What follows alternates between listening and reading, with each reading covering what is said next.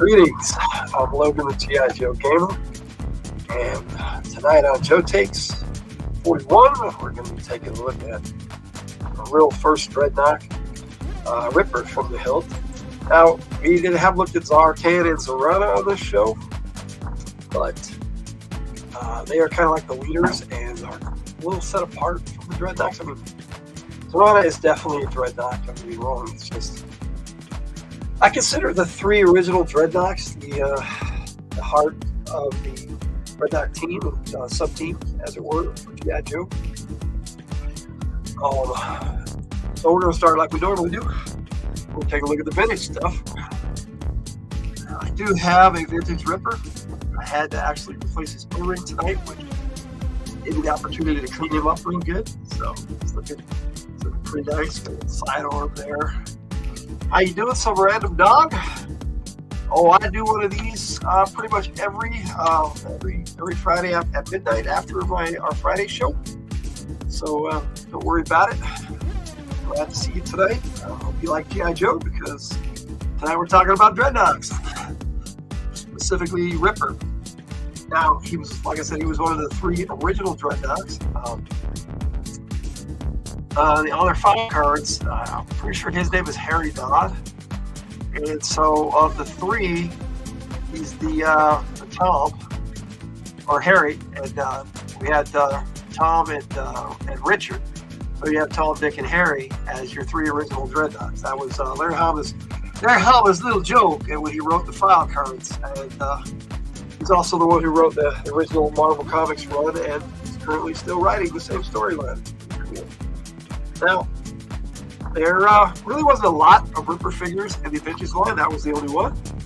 But in the early 2000s, they did come out with a few of them. And then naturally, they did the 25th anniversary of the modern line. That's 4-inch. But 3 3/4, there were at least 3 of them. And I have this one here. This one came out in 2003 in a 2-pack with Roadblock. Part of the Valor vs. Venom, I'm pretty sure. Could have been Spy Troops in that era, but I'm pretty sure that was Spy Troops. Yeah. I don't know which one had the spy gear. Usually one of them came with the spy gear, one or the other. Not tonight. Generally, I get a couple people in here that like to talk G.I. Joe with me. But I do it at this time so that I can get my point across and it's quiet. And if there is anyone that shows up, it's only a couple people. But anyway, this particular Dreadnok, he came out. And I kind of relate to him at this moment in time because I have the Ripper beard and I also have a black hat. But mine says G.I. Joe naturally, because I'd rather be a Joe than a Cobra or a Dreadnok. But I do like the Dreadnoks. I think my music may be just a bit too loud, so we're going to cut it down just a bit. There we go. Now, Normally I jump right to the classified box art, but tonight I want to talk about the character a little bit first, and there's a reason for that. When I get to the classified box art, it should become apparent. But we're going to talk about the cartoon first. The Dreadnoks first appeared in the animated series, miniseries, Revenge of Cobra, the second miniseries that Sunbow and Hasbro made together. And it was a 5-part miniseries, and they played a pretty big part in that. And they got a pretty good introduction as being the Dreadnoks, and the regular series the year after that started had featured them in the very first episode, Countdown for Zartan, and they got to show off, or at the beginning of that, they got to show off their various abilities as the Dreadnoks. Ripper with his, he has a bigger weapon that's like the Jaws of Life, but in reverse. He likes to tear things apart. And he's the one who came with this classic rifle with the axe on it.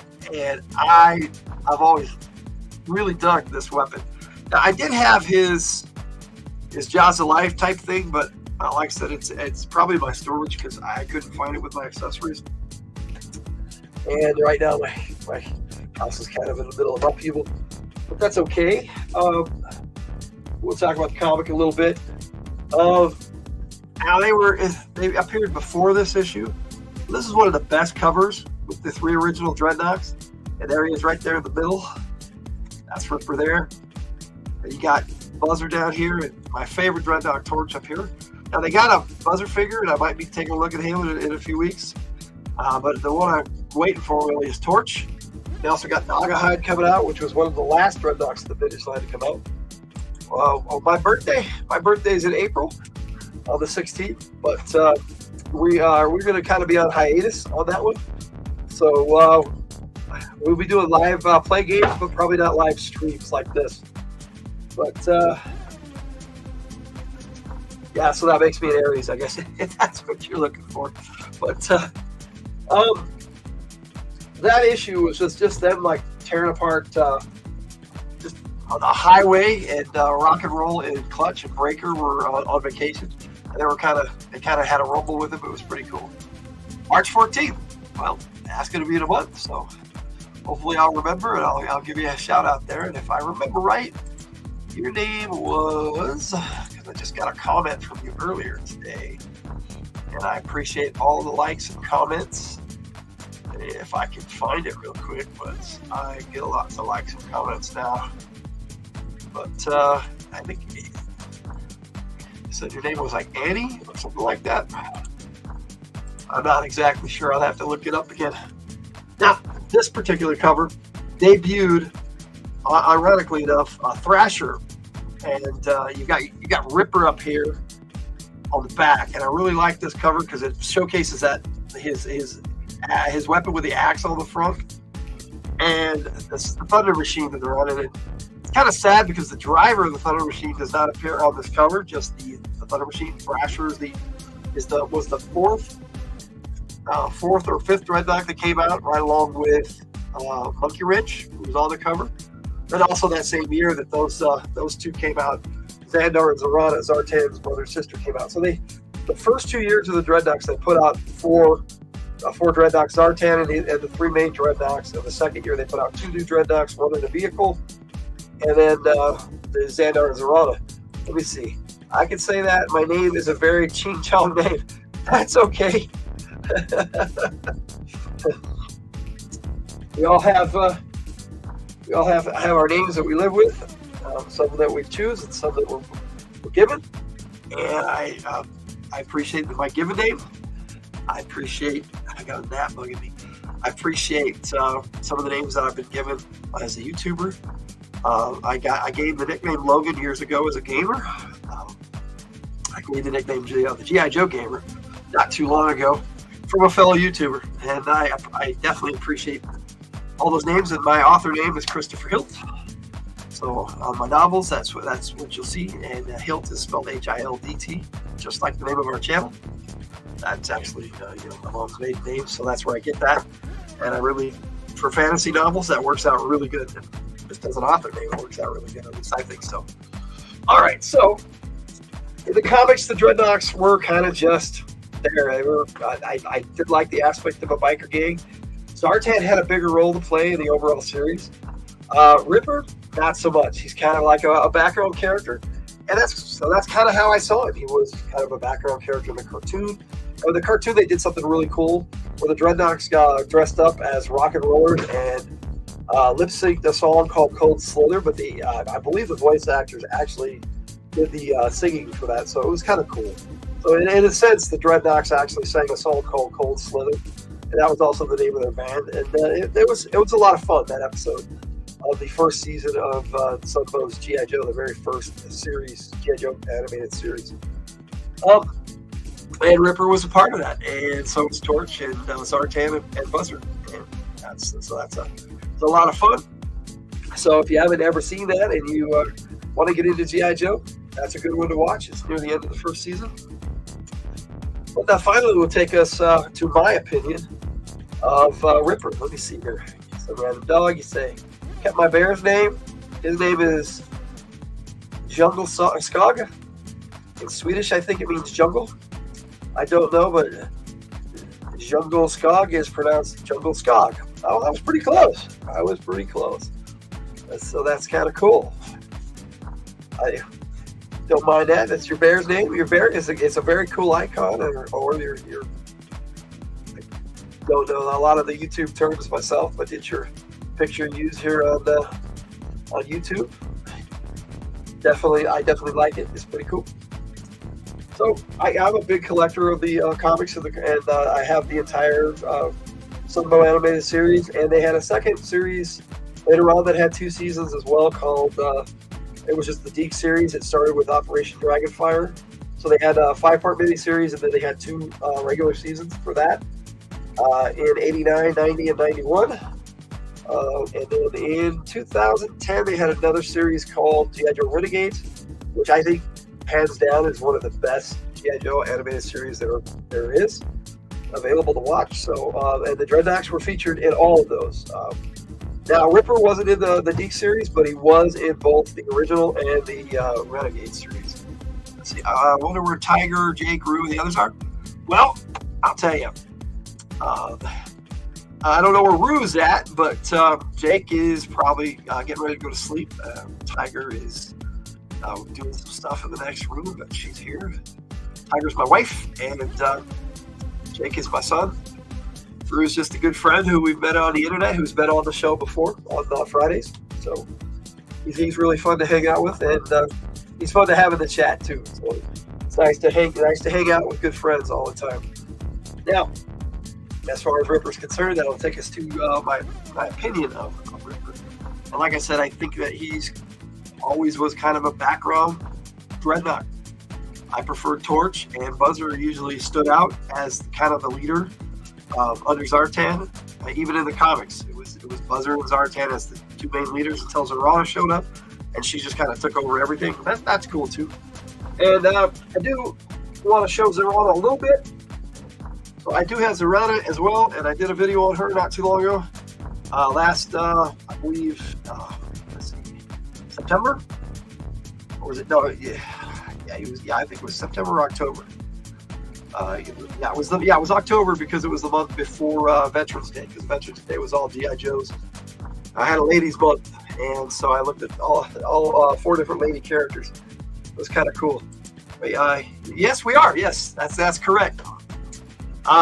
We celebrate our 26th anniversary on the 21st of March, just shortly after your birthday. But the reason why I want to show this is not just because she's the leader of the Dreadnoks most of the time in the comics and in the cartoon when she showed up. But I've got a video that is being premiered tomorrow night on Spinetix, which there's a link to the channel and the show that's going to be tomorrow night at 9 p.m. Pacific Standard Time. And so he's going to be premiering one of my Cobra Tick videos that features Zarana. So that should be hope you enjoy that if you watch it, and if not, it'll be on my channel later on that night. So on Sunday morning, technically. You see, he wasn't here until January, February. You think that's okay? Yeah, we welcome you. We welcome you. That's for sure. We just like to share our stuff, and we like to have a good time with everybody. Now, this is the classified box art for Ripper. Now, he is number 102 in the classified series, which has significance to me. If you know, you know. Really cool artwork. I wanted to show in the box how they had these windowless packaged characters. They had black and white version of the side box art, which was pretty cool. Also think it's the same as on the front, a little bit. And they also have they came with a foot locker to hold all their accessories in, which is pretty cool. Has the number on the top and the name of the character on the side there. So it's nice that you have a place to put all your accessories if you can't put them on the figure. And they store really nice because you can just put the figure right back in the box where he came in, and they store, and you can just put them on the wall just like this and display the box at least. Now with the windowless packaging, like with Zorana, which I'm glad I have this out here today, you can just see the figure right on the wall, just hanging right up. And they come with, they all came with these convenient hooks. With the newer ones, they have them just built in, which is kind of cool. Now, as far as Ripper's concerned, this particular figure came with a pair of removable glasses, like the original figure had the red glasses, but they did something really cool with this classified figure, and this is the reason why, to me, Ripper is a lot more relevant now than he was before, at least to me. A lot of people, this is their favorite character, so the favorite Dreadnok. I mean, I think the reason why no one is here is because it might either be 3 a.m. in America, correct? Or, well, for where I'm at, it's midnight, just after midnight, and on the East Coast it's 2, and on the West Coast it's 11 p.m. A little after that, and that's okay. So it's getting close to 3 a.m. on the East Coast, yeah, but I'm on Mountain Time, and so for me, I like to call it my Midnight Madness because it's quiet and I don't get a lot of people in the chat. I don't mind whenever anyone shows up in the chat. It's kind of fun, like I'm talking to you right now. It's cool. And if you have any questions about G.I. Joe or the character I'm talking about, I'm happy to answer them. I have an extensive knowledge of the G.I. Joe universe, so, and I have my own version in my head, which I call my Joe-verse, or my head canon. Now, that'll take us to the actual figure that is Ripper. Now, I think they outdid themselves on this particular figure. Like I said, the glasses are removable, and as you can see on the figure, he's got a teardrop tattoo, which denotes that he has been to prison. It's a prison tat, which he's got. Dreadnoks are supposed to be hardened criminals, so that gives relevance to that. And the glasses, I mean, they stay on really well for this particular figure. Now, Buzzer, not so much. That's something I'll talk about in the Buzzer video. Let me see. Your figurines look very cool. Thank you. I collect and I like to share. And like I said, even the original figure came with Jaws of Life, but they were like a smaller, naturally in size and scale for the smaller figure, for the 3 3/4 inch figure. But it was just closed at the front, and that was about it. And I'm going to take this from him so that you can, I can give you a better look here in just a minute. But I'll compare this to the original figure, and this is the modern version, the classified series, which they do 4 inch. I mean 6 inch instead of 3 3/4 or 4 inch. But they did a pretty decent update. I mean, I think they handled it really well. I think I like the colors better on the new Ripper, better than the old one. The glasses are definitely cooler. The mohawk is cooler. And the head sculpt doesn't look like he's got this big old fat head like the original did, but kind of made Ripper stand out. Hello, Zazzle's Clubhouse. How's it going from the slaughterhouse, sir? Nice to see you. Docs for life. Yep, I do like the Dreadnoks. And taking a look at the coolest one they brought out so far, and that's Ripper. I do have Buzzer as well, and on another video I might take a look at him. What I did like was this knife.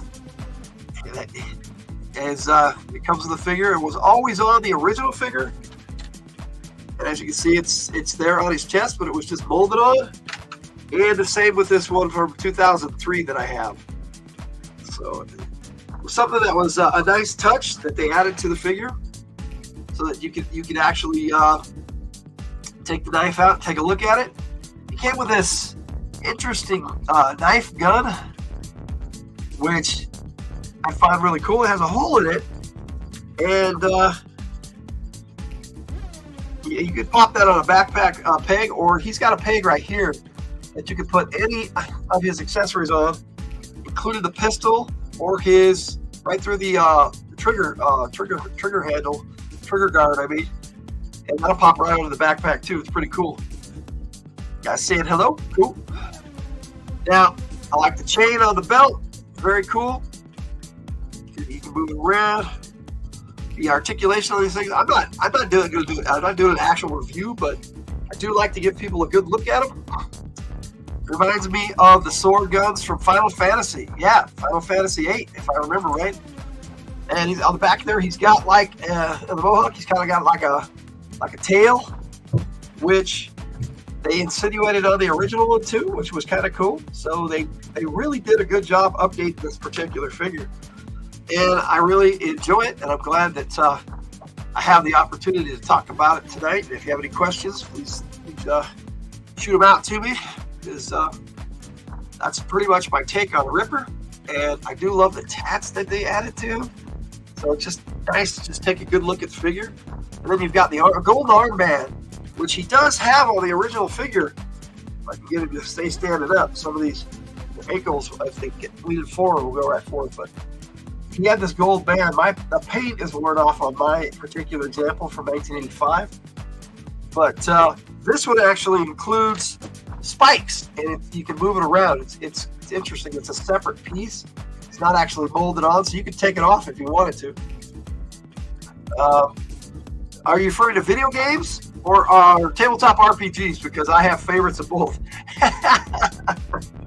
If you're referring to video games, my favorite video game is Witcher 3, and my favorite tabletop RPG is my wife and I's own game, the Horror Fantasy Adventures.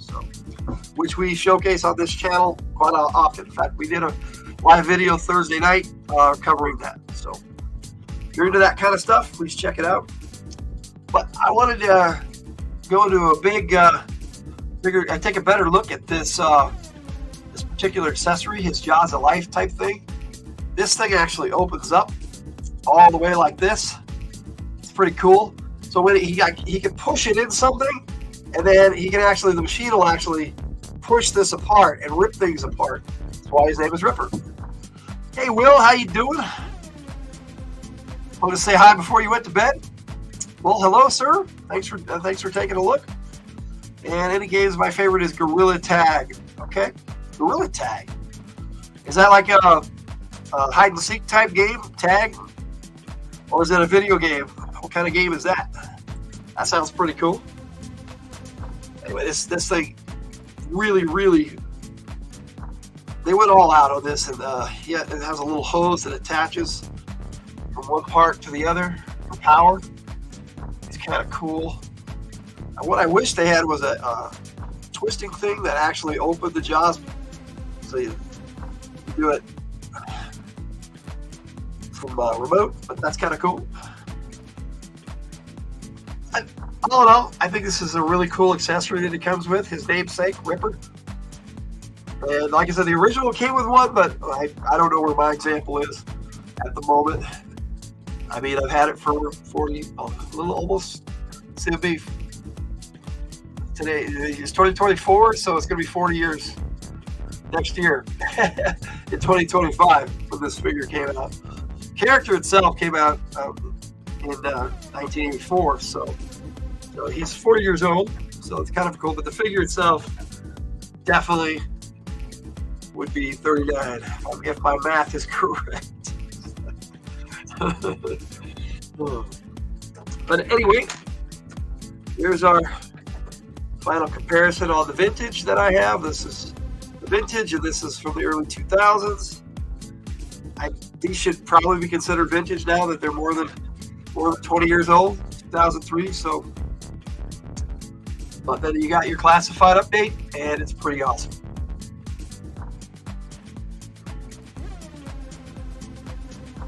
I gave a really good look at this in the video at the beginning.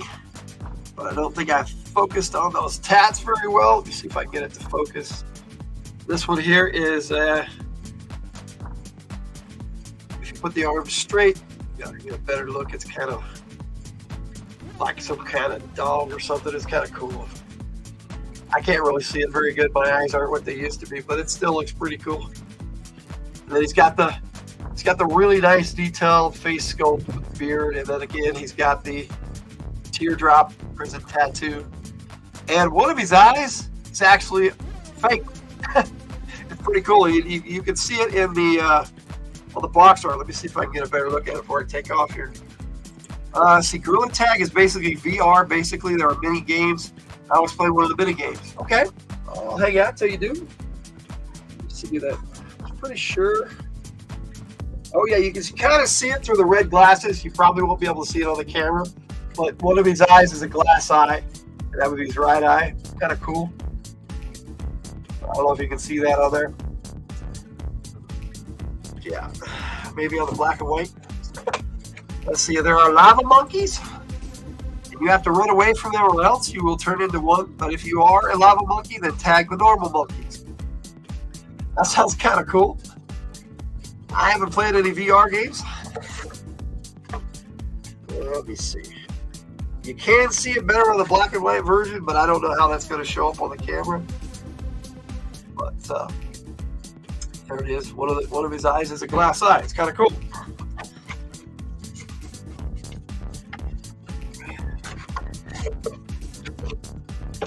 And that there is my take on a Ripper.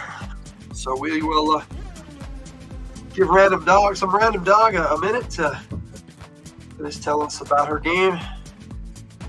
If that's all you're going to say, let me know, and then I'll sign off here and show you what we're going to take a look at next week. I'm playing on Joe Takes 42.